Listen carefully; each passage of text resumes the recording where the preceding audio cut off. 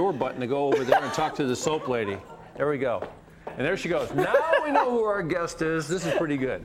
All right, looking for a project. Let me take off my shoes. I'm really not that tall. That'll have your house smelling so fresh. Why not try and make your own soap? Welcome, Kelly Jarzenbach. Thank you. Throw that up. Welcome. Nailed it. Owner of Jars and Bars. Where are you located? In Auburn Township, Ohio. Huh, I'm gonna have to come check you out. I knew the studio smelled good, and it wasn't because of David when I walked in, so I figured somebody had to be here. I've always wanted to know how to make my own soap. Is it difficult? It's not hard at all. Really? It's very easy. Yep. All right, well, let's That's get what I'm started. gonna show you. Okay. Okay. All right, so before the show, I actually just started melting some of the oils just because it does take a little bit of time. This is what the oils actually look like. You measure them out. I use a combination of coconut oil, palm oil, olive oil as my base.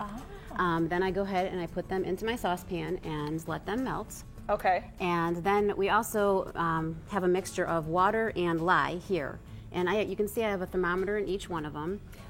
When they each reach to be about the same temperature, like between 120 and 140, then they're okay to go ahead and combine. Okay. So that's what we're going to go ahead and do now. This seems like it's going to be serious, so Pretty serious. I need to put on my armor. Put on your apron, yep. Yes, my apron. You want to protect your clothes, definitely. Yes. Okay, now, when did you start, why did you start making your own soap? I mean, I just go to the grocery store and buy it. Well, it's never as good, though. I call it the Grizz story. I Okay. actually have a picture of my German Shepherd. He became very sick a few years back with a lot of skin problems, and it just made me start evaluating everything that was going on to his skin.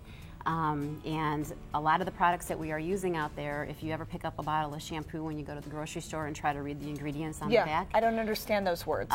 they're very difficult to read. Yeah. So I just started researching and figuring out what was natural and what would benefit. He had a lot of certain infections, so trying to find out different oils that would hopefully combat it. And the first soap I came up with was the Grizz Bar. And then after that, it just kind of took. I didn't want to put chemicals on my dog. On your own body, and too, my own right? body, on my children. So it just kind of spread from there. And Is there something we should be aware of, though, in soaps that we should not be putting there on our is a skin? chemical called phthalates in all bath and body products, artificial fragrances, and it's really big. If you go to the CDC, the Center for Disease Control, they're linked to reproductive problems in children, breast cancer. Gosh. It's a pretty You don't big- know what's out there. Exactly. Okay, so let's get started. How do we Okay. make our own soap? Okay. Besides this part that has something to do with the stove.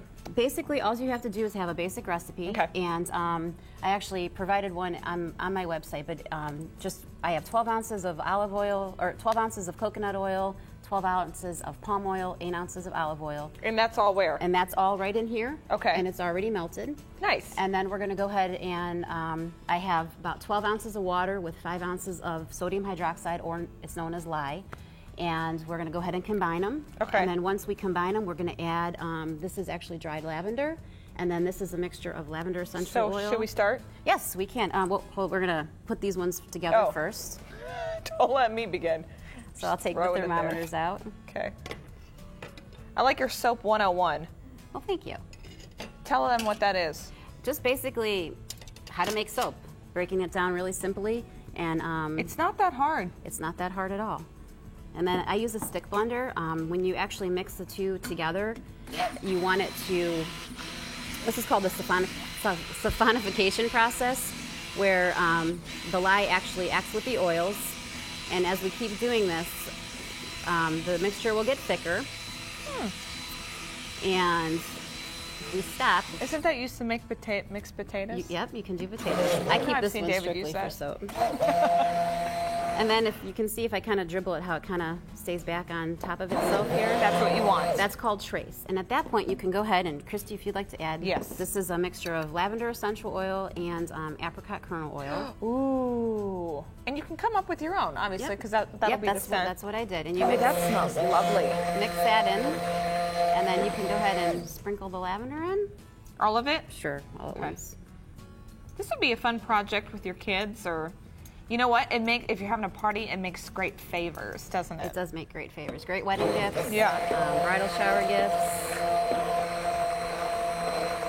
Now, if you don't want to make your own soap, obviously you can go over to Jars and Bars. How many different flavors do you have? I have over 21 different soaps right now. I'm sorry, how many? 21. Oh, 21. Flavors. Flavor I meant sense. sense. Christy, really? Come on. Okay. So now I'll do this part for you. It just makes 'cause me it's a want to little lick hot. this because it's so good. Well, you don't want to eat Smells so it. good. No. And then we pour it into our soap mold, and I just line. This is a wooden soap mold. You can make them, or you can purchase them online. We pour our soap in here, How long's the process from A to Z? like an hour with everything not bad, cooling. okay. Not at all. And this, we'll actually take this towel, and we're going to go ahead and just cover up our soaps with a towel. And you don't want the towel actually touching the soap. It just kind of goes like that with the lid. Okay.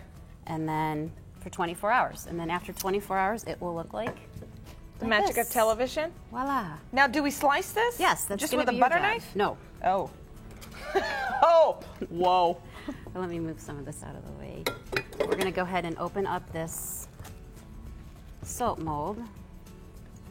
And Whoa. I'll have Christy slice this. Okay. That's a lot of soap. So this recipe will make how many bars? It's a 2-pound recipe, and it should make 8 bars. 8 bars. So, can I move your paper? Yes, I'm absolutely. It's not even important. Okay. So all you really have to do is just line it up and then slice straight down. Oh, I was going all in. It's not that difficult. It's you want to wait Wow. till it's like firm like cheese, and then it's right. Don't cut yourself. Don't cut yourself. I just wanted to sniff it. Oh my gosh, that smells so yummy! And then you just wrap it up, put a bow on it, and you're good to There go. you go. They have to sit for about 3 to 4 weeks. Okay. And all the lye actually evaporates completely out of them, and then they're ready to go. And you label them, and you're good to go. That's perfect. Kelly, thank you so much for You're coming in. welcome. That's a great project. You're welcome. All right, step by step will be on our website, so you can check it out there.